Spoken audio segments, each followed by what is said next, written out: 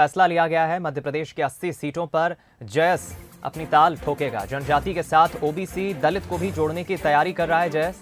आरक्षित सीटों के साथ प्रभावित करने वाली सीटों पर अब जयस की नजर है। बड़ी खबर, जनजाति के साथ ओबीसी दलित को भी जोड़ने की तैयारी कर रहा है जयस।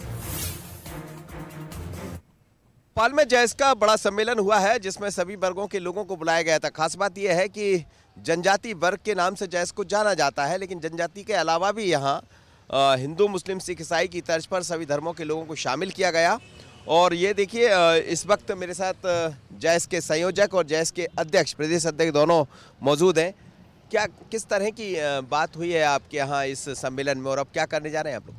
देखिए, आज भोपाल के गांधी भवन में एसटी/एससी ओबीसी के संयुक्त तत्वाधान में एक सामाजिक परिचर्चा का आयोजन किया गया था, जिसमें हम लोग ये निर्णय पर पहुंचे हैं कि आगामी 2023 के जो चुनाव हैं, उस 2023 के जो चुनाव है उसमें 80 सीटों पर जयस एक स्वतंत्र विचारधारा के रूप में निकलकर जो युवा हैं, जो पढ़े लिखे जो वर्ग जो युवा हैं, उन युवाओं को एक राजनीतिक परिभाषा गढ़ने के लिए उनको एक मौका देने के लिए हम लोग काम कर रहे हैं।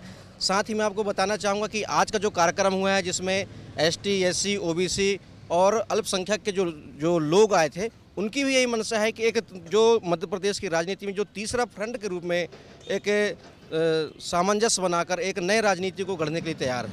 लेकिन क्या होगा, किस तरह की रणनीति के साथ आप आगे बढ़ोगे? और पिछली बार तो जयस ने कांग्रेस की तरफ चले गए, आप हीरालाल अलावा, तो इस बार कांग्रेस के साथ दिखाई नहीं देंगे या कांग्रेस को सपोर्ट कर रहे हैं आप लोग? आज बात अगर हम हीरालाल सर की कहते हैं तो जयस एक विचारधारा है और विचारों के माध्यम से वो युवाओं को प्रेरित कर रहा है कि आपके जो कॉन्स्टिट्यूशनल राइट हैं वो राइट्स के लिए आप लड़िए। कोई भी युवा हो, जैसे पुराने समय में बाबा साहब ने भी इतनी सारी लड़ाइयाँ लड़ी, हर वर्ग के लिए लड़ी, और उन्होंने संविधान को एक बहुत अच्छा मूर्त रूप देने का प्रयास किया था ताकि सभी लोगों को समानता का अधिकार मिल सके। हम लोग भी उनको यही कह रहे हैं कि आप उन्हीं के पद चिन्हों पे चले।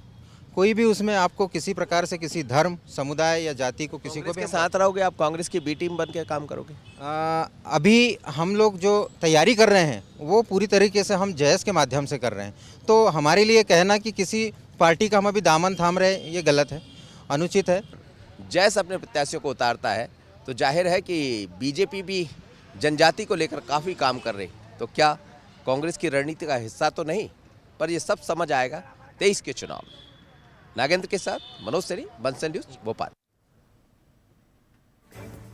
देखा जाए तो फिलहाल जयस पूरी तरह से ताल ठोकने की तैयारी में है, क्योंकि अगले साल विधानसभा चुनाव है और जयस खासतौर पर अब ओबीसी वर्गों को लेकर भी, और ऐसी सीटें जो मध्य प्रदेश में खासतौर पर चुनावी फैक्टर को या हम कहें कि जनजाति को प्रभावित करती है, उन सीटों पर जयस का खास फोकस है।